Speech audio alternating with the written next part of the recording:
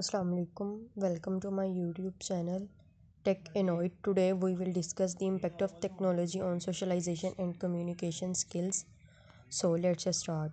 If you have been following our blog series, you will likely notice a common thread concerning the negative impact that technology can have on the developing brains, bodies, and skills of children and teens. If you have not read my previous blog post, I invite you to catch up.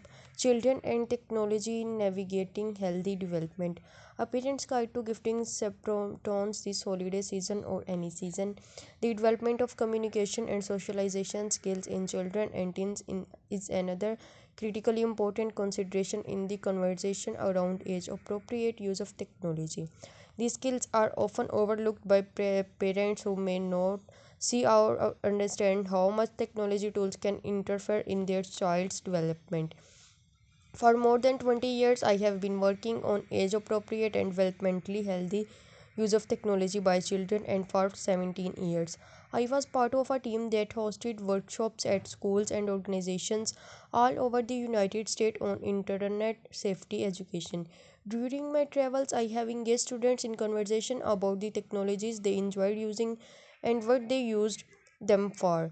I will never forget a conversation in 2013 with a sophomore at a high school in New York City. In response to my question about what the student valued about the technology they used, he said that he liked the fact that he could break up with his girlfriend via text rather than in person. When I asked him why he chose to break up with her, that why his response was because I don't want to deal with all the drama.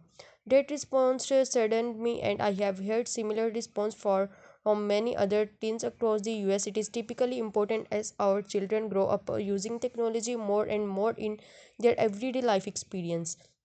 While this former may indeed have avoided some drama by sending his soon to be ex girlfriend a text, he actually missed out on a critically important experience: how to have a challenging conversation with another human being about a difficult topic. In this case, the conversation concerned their personal relationship. By texting his few responses, he avoided any opportunity to enrich the conversation, learn in the moment, and consequently reflect on how he might handle it better next time.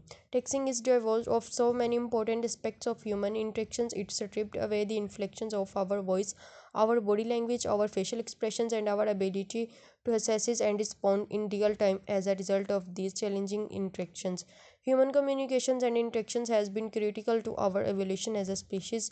This point explains, for example, why the face is made up of 43 muscles. It is muscularly more complex than any other area of our body. The nuance of our ability to communicate through human facial expressions, when combined with voice, body language, and our words, are endless. It has not only been his high school sophomore who told me that he preferred to use technology to avoid a difficult conversation. I have seen and heard it hundreds of times for kids. The fifth grade boy who has two nerves to talk to a girl he was interested in, so he used a chat room and email to communicate with her. 7th and 8th grades who used social media to lash out angrily at someone because they didn't want to risk the conversation in person. A 6th grade whose feelings were hurt because she felt excluded from a group and chose to lash out in a group text instead of speaking to the person in person about hurting her feelings.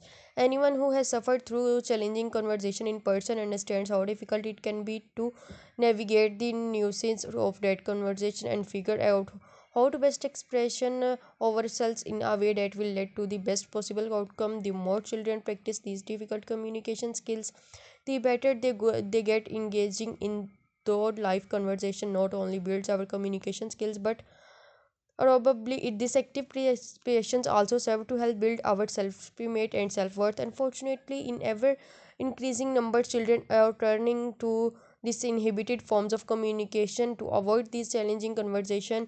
Disinhibiting forms of communication are those that strip away our humanity in ways we typically interact with each other. Text, chat, and email are all forms of disinhibited communication by stripping away at the things that make us most human in our interactions with each other. Children run the risk of breaking social norms. For more than 20 years, I have asked thousands of children and teens from 3rd to 18th, 12th grade why it is easier to be mean online than it is in a person. There is so question whatever. So from kids, that is easier to be mean online than in person. The person is always the same and delivered by the first or second hand I call upon, because you don't have to look at someone's face. Thank you so much. Please like and subscribe our YouTube channel. Inshallah, we will meet soon in the next video. Allah Hafiz.